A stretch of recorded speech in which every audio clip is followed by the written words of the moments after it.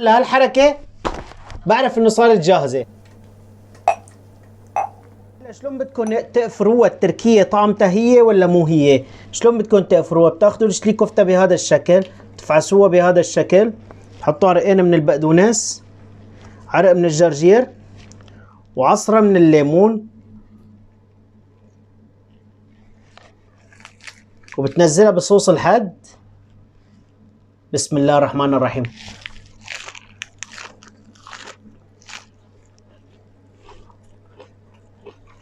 قلبي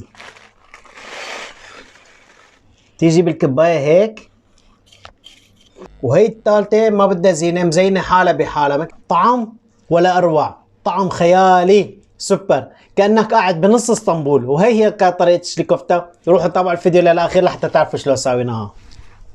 وهلا بالبداية بنبدأ بالصلاة على النبي. لنحضر الشلي كفتة التركية أو الكبة النية بنحتاج للبرغل. البرغل كان أسمر ولا أبيض ما في مشكلة، بس بتركيا بيستعملوا هن البرغل الأسمر الناعم، المهم يكون عنا البرغل ملمسه ناعم. بحتاج لحبتين من البصل، 3 حبات من البندورة، عندي هون تقريبا 4 سنون من الثوم، بحتاج ل3 ارباع الكاسة من دبس الرمان، 3 ارباع الكاسة من زيت الزيتون. هلا بالنسبة للبهارات الموجودة قدامكم أنا معير لكم بهي المعلقة، المعلقة الوسط. بحتاج لمعلقتين من الملح، معلقتين من الكمون، معلقتين من الفلفل الاسود، معلقتين من البابريكا المدخنه الناعمه، وهلا بحكي لكم عن هذا القصد. وعندي هون معلقتين من السماق، معلقتين من البابريكا الخشنه، بالاضافه لمعلقه كبيره مطفوفه طف من دبس البندوره، معلقه كبيره مطفوفه طف من دبس الفليفله. بالنسبه لموضوعنا هون، هذا هو السر بشلي كفته التركيه، هذا اسمه قصد، هذا بيستعملوه بالشلي كفته، هو اللي بيجيب لكم نكهه الكفته الطيبه عندهم بتركيا، هو يعني اساس النكهه كلياتها، وبيجي طعمته حده، يعني هو اللي بيعطي الحدوديه وهو اللي بيعطيكم الطعمه. هذا هو عباره عن فليفله، يعني مثل ما بيستعملوا عندهم الفليفله البابريكا، هي نفس الشيء بس هي سودا وهي حمراء، هذا هو الفرق بيناتهم، ما في فرق كبير يعني، بس كتير طعمته طيبه، هو اللي بيجيب لنا طعمه الشلي كفته. يعني هذا اذا تواجد عنا بتجينا طعمه الشلي كفته التركيه الاصليه. وهلا بالبدايه بنروح الخطوة الأولى. بالبداية بنجي بالبرغل 2، وهي 4، وهي 5. 5 كاسات من البرغل بنحتاج له ل5 كاسات من المي، حطيتهم على النار وخليتهم يغلوا عندي. وهلا بيجي بالمي، بسم الله الرحمن الرحيم،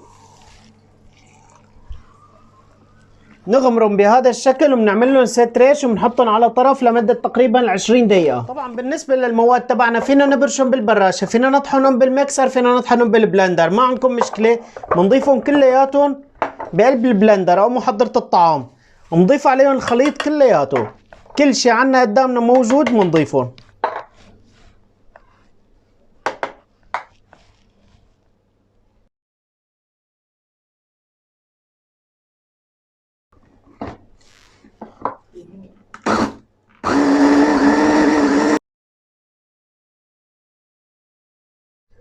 طبعا نضل نطحنهم لحتى نصل على هذا القوام اللي هو قوام المحمرة مثل ما انكم شايفين.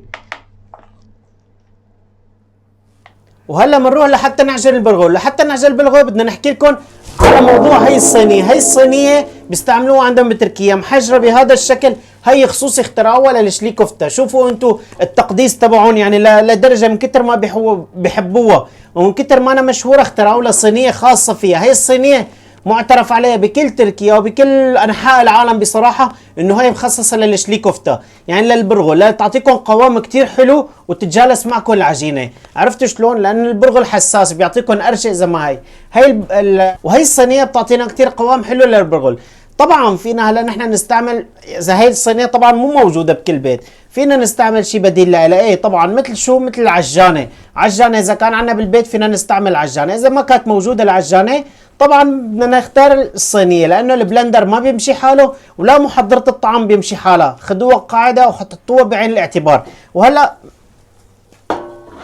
بيجي بقماشه شوي مبلوله، اي شيء مشان شو ما ترقص عندي الصينيه، وبحط عليها الصينيه بهذا الشكل، وبيجي بالبرغلات اللي عندي. طبعا صار لهم شيء تقريبا 25 دقيقه مريحين. بسم الله الرحمن الرحيم.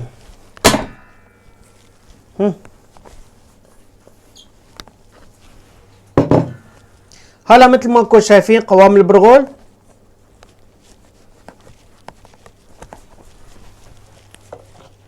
وهلا بنيجي بالخليط اللي جهزناه، وهيك طبعا بعد ما فضيناهم مثل ما انكم شايفين خلينا تقريبا بحدود المعلقتين. هدول اللي خليناهم على جنب، هلا بنخليهم على جنب لحتى نساوي لكم فيهم الصوص تبع الشلي كفته. وهلا بعد ما حطينا المواد كلياتها طبعا برجع بلكم باستثناء الزيت ودبس الرمان، هلا ما راح نحطهم بالبدايه، هلا بنشتغل بنكتفي بهي الكميه. بسم الله الرحمن الرحيم. ونبلش ندعك بهذا الشكل. طبعا بالنسبه لدعكم بياخذ معنا شويه من الوقت، يعني بياخذوا معنا من 20 ل 25 دقيقه تقريبا لحتى نحصل على، او مو شرط، حسب عزماته الواحد بصراحه. بالصينيه بهذا الشكل بدنا نحاول شو نحس بالحزوز تبع الصينيه.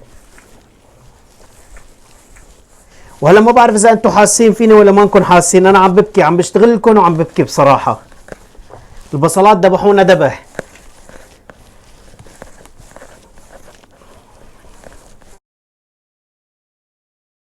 برأيي. وهلا طبعا بعد ما دعكناهم لمده 12 دقيقه تقريبا، هلا بضيف عليهم الزيت ودبس الرمان.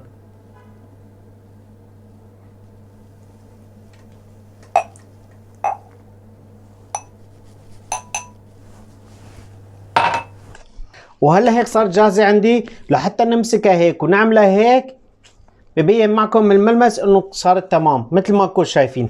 وشلون بتعرفوا انه ظابطه ولا مو ظابطه؟ وهلا هيك صارت جاهزه عندي. وشلون بدي اعرف اذا صارت جاهزه ولا ما صارت جاهزه؟ بعمل لها الحركه، اذا ما وعيت معناته تمام. وهلا بنروح لنسوي لكم الصوص اللي بدنا نجهزه على جنب. طبعا لتحضير الصوص تبعه، هذا الخليط اللي شلناه نحن على جنب، بنضيف عليه دبس الرمان بهذا الشكل.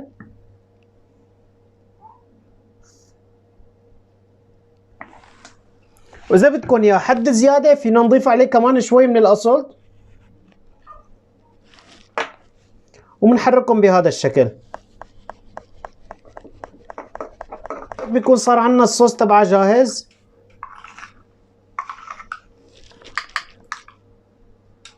وهلا بالنسبه لكبكبه الكبه بتتكبكب معنا بهذا الشكل مثل ما انكم شايفين، كثير موضوعها سهل، هن بيقدموه بهذا الشكل.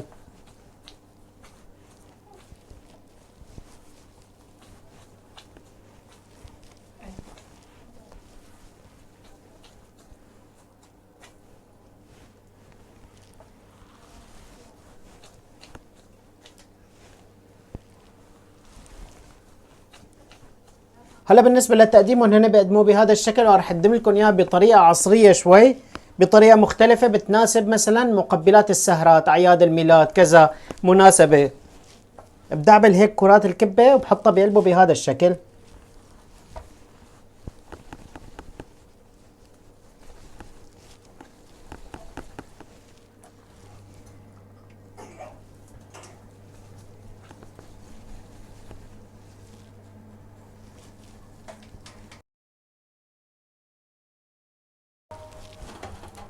وهلا بيجي بكعب كاسه صغيره، بلسفله هيك بشويه صغيره من الزيت وبعمل لهم بهذا الشكل.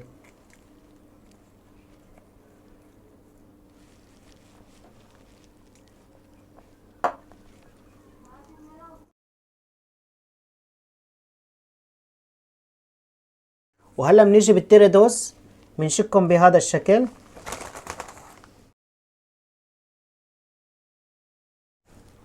وهلا بنيجي بالصوص.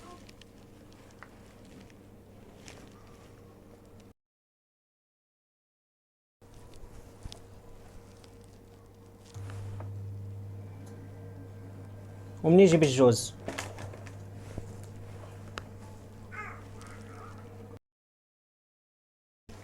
عصرة من دبس الرمان.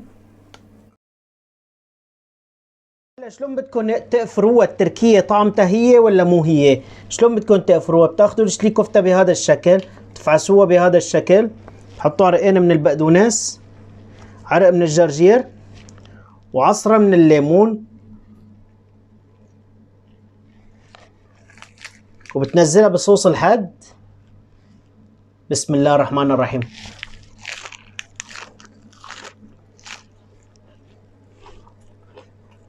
قلبي شلون بفرجيكم شلون بتتاكل الثانية. نيجي بالتيراتوس بنفضيه هيك،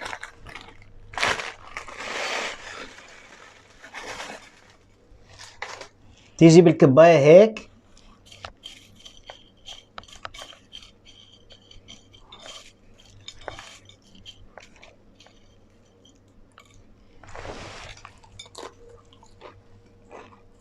وهي الثالثة ما بدها زينة، مزينة حالها بحالها مثل ما انكم شايفين، بس بنعطيها عصرة من الليمون هيك. بسم الله الرحمن الرحيم. الله أكبر.